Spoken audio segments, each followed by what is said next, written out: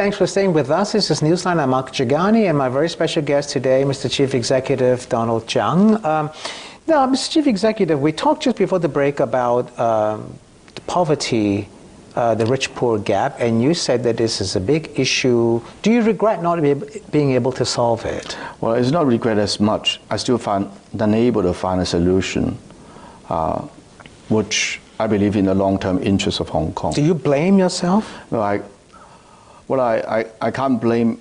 Well, I just feel that I was not able to contribute to the solution. It has been the source of a lot of animosity against the people who are powerful, against people who are rich. But it is, unfortunately, it's endemic not only in Hong Kong but everywhere else. And nobody has come up with the right solution, which will not be detrimental to the long-term health of the economy. So this is something which I think we have to work very hard to find the right balance. And you think the new government is also going to have a hard time solving it? Well, everyone will have.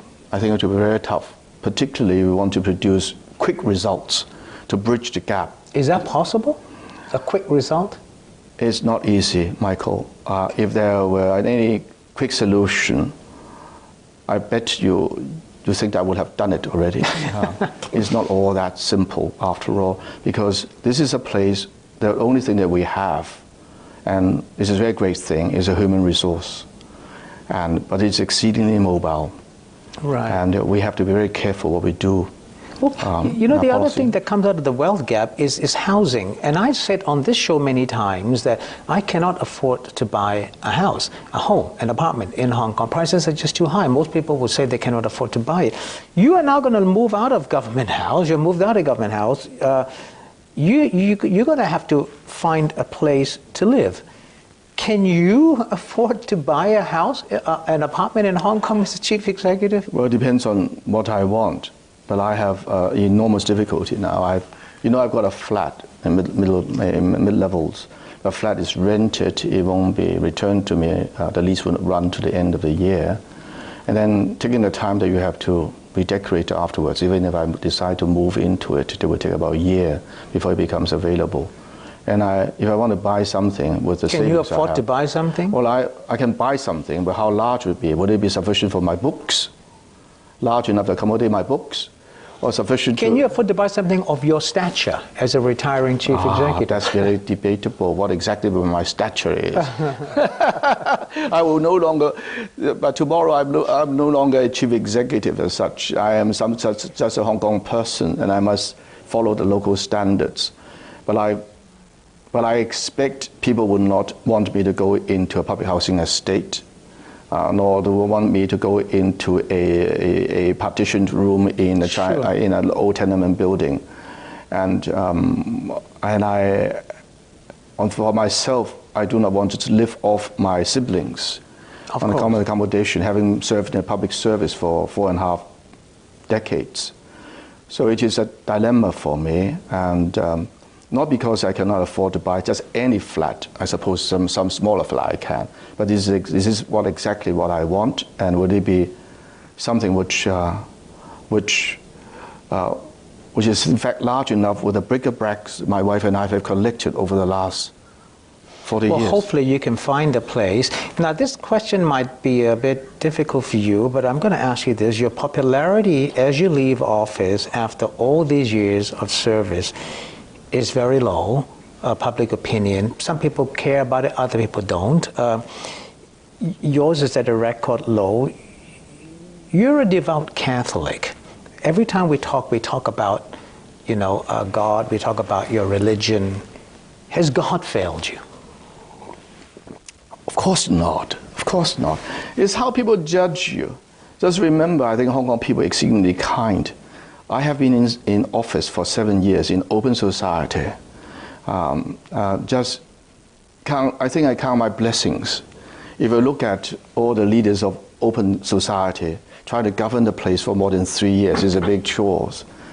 If you try to look at the leaderships around Asia where they have open society, in Japan, in Korea, in Thailand, or even in the Philippines and elsewhere, it will be hard going after a couple of years. I think Hong Kong people have been exceedingly kind to me. So you don't care that your popularity is It's at a not record don't low? care. I just cannot blame people after a long period that they have discovered that you are not perfect.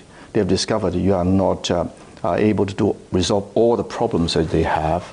And I think whatever being given and assessed should be accepted with equanimity, should be accepted as a source of reflection and what can you do better to serve.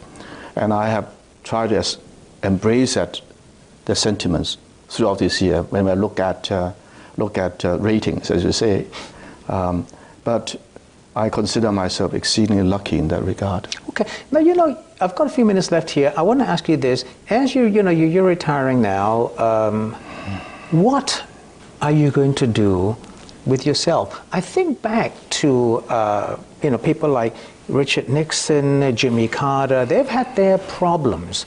And then they spent their time looking at life differently, maybe restoring or repairing their reputation or whatever. We just talked about your low popularity at this point as you retire. How do you think you want to spend time after the chief executive? Well, what I do has nothing to do with repairing so-called popularity. This is nothing which it's not the sort of thing I should crave and I should worry too much about in retirement. I'm more concentrated on my spiritual life and what I'm able to do in a different form for people. I have absolutely no ambition now for any public office, nor do I wish to go into the limelight again. And I have no desire at all to go into the commercial world. So whatever I do is on a spiritual level. You will stay in Hong Kong? I will try it as much as I can. I will try to escape for a while, at least, to make sure that that people will not ask for my opinion about the current government. Where would you go? Well, somewhere quite close. I mean, I don't know. I have to find out, but I have to decide. And you have no plans where you're going to live? I mean, you have to move out of, you move out of government house. You've got to find a place to stay. Where will you stay? Well, I have to find it. I suppose I will live like a gypsy for a while, as I said. My flat won't be available in at least 6 months' time, and I'll find somewhere. Stay in a hotel or somewhere like that? Well, I can travel a bit, Michael. And I think you should, after all these years. And I want to do the sort of thing which I've been wanting to do for a long time. I want to take photographs of birds in migration, animals in migration. This is the sort of thing which I want to do. What will you miss most as chief executive? There must be something you will say, I miss about being the chief executive. Well, there are some very fine moments when my colleagues and I work together as a team to tackle some very difficult policy issues. And to me, that's most exhilarating in a professional way. And that won't happen on retirement. But that was what kept me going. It's not through personal endeavor, it's through a team working together. That. I'm afraid I missed that. I'm very, very fortunate to have very intelligent, endowed people helping me, particularly through the last few years, despite the turbulence of the time, despite the difficult political developments that we have to see. Well, tell me this, usually leaders, when they leave, they give a little bit of advice to their successors. What advice do you have for Mr. C.Y. Leung? Well, I buy by one thing, which I've been talking to my colleagues all these years, is despite everything, particular problems you have on your plate, and the pressure in which you're undergoing, just trust Hong Kong people. And they know. They will be able to judge you. They will judge. Can you They might not say the right pleasant thing to you for a time being. Given time, they will judge well. Okay, I've got two more questions. Can you rate yourself? You don't want others to rate you. You don't want to say whether you succeeded. No, I'm happy that people rate me. Can you rate yourself? Do you think you passed or failed or did a fair job as chief executive? No, I don't rate myself. I never rate myself. I refuse to do this. But all I can say is I can sleep soundly. You can. I do a lot of reflection every day, but I sleep well. You don't have a guilty conscience or anything like that? I'm a Christian. Whatever guilt I have, I confess to Almighty, and I can say with a clear conscience, I've done my best. Okay, my last question to you is this. You know, today is July the 1st. You obviously is not at the July the 1st march. To be part of Hong Kong people as a private citizen, would you ever consider joining that march? Well, I think I haven't got the luxury of doing this, in that being a public servant, you have to be... As a private citizen? No, there isn't such a called private citizen. You are all forever a former chief executive of Hong Kong. There are certain decorum that I must remember, and there are certain people who expect me to do. Particularly, we're dealing with a very, as I said, open society, with a wide spectrum of views on political issues, on social issues, on economic issues. If you just open your mouth so readily or behave in a way in which, in which people will consider to be extraordinary, they will bring, not criticizing me, they'll put pressure unnecessary on the chief executive incumbent, which is I do not want. Okay, I've got 20 seconds. What words do you have for the citizens of Hong Kong that you have served for all these years? Well, I believe they have to be confident with Hong Kong. We have gone through turbulent times.